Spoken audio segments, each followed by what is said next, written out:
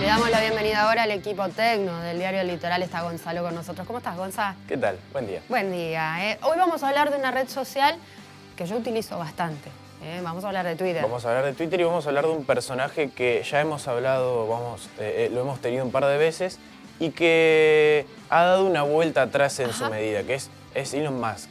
Elon Musk, por si no recuerdan, fundador de Tesla, de SpaceX, un personaje bastante particular también de Twitter, de las redes sociales, y que se había hecho por ahí un poco más conocido en otros ambientes porque había elevado una propuesta bastante interesante para comprar Twitter, que era de 44.000 millones de dólares. ¿Cuál era el objetivo? Estamos recordando más o menos lo que había hecho Elon Musk. El objetivo que él tenía era hacer que sea la red social más libre, que todos puedan comentar, que no te aparezcan contenidos pagos, que no haya publicidad, que no haya spam y demás. ¿Qué sucedió? Son 44.000 millones de dólares. Es una fortuna. Este hombre está financiando, es parte de esos proyectos de viajes al espacio con pasajeros fuera del ámbito. El turismo espacial, sí, los viajes comerciales, fuera de lo que es la órbita científica específicamente. Es un hombre que tiene un buen presupuesto, que puede acceder a ese tipo de compras.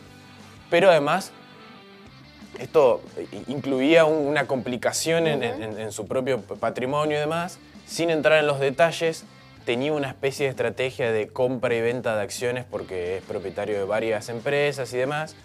Resulta que estos números no le cerraron del todo. Esto no es propiamente dicho por él. Ahora vamos a ir a la herramienta que utilizó para un poco escapar de esta compra. Él argumentaba en sus principios de que Twitter es una red social con muchas cuentas falsas, ¿sí?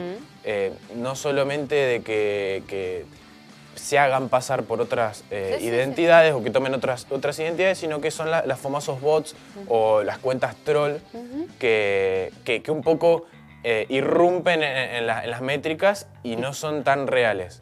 Él argumenta que hay un número muy alto y pedía los números exactos desde la empresa para poder proceder con esa compra. O sea, la excusa era, sinceremos los números, muchachos, díganme cuánto... Ahí se encuentra la barrera porque Twitter le da un número exacto, unas ciertas cifras, pero hay una especie de zona gris donde existen cuentas que no se pueden identificar realmente por pocos seguidores, por pocas interacciones y porque de alguna manera u otra es difícil identificar si hay realmente una persona actuando como esa identidad o es una cuenta falsa. Y además, por parte de Twitter, no había mucho interés de revelar completamente qué sucede detrás. Esto fue la herramienta que utilizó Elon Musk de un tire y afloje de dame los datos, si no, no te pago, si no me pagas, no te doy los datos y demás. Y ha utilizado esta herramienta un poco para escapar de lo que es la compra. ¿Qué sucede?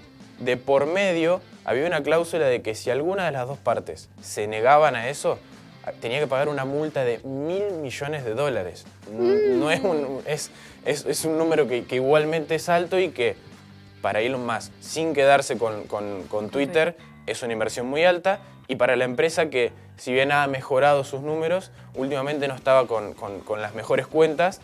Y son $1.000 millones de dólares. O sea, no es un vuelto. ¿Quién lo define? ¿Ya se sabe quién se va a quedar con estos $1.000 millones? La justicia de Estados Unidos lo está evaluando. El tema es que, de alguna manera u otra, no es que se ha negado aún el empresario a adquirir la red social, sino que está como estirando un poco el tema. O qué raro negociar esos 44.000 millones.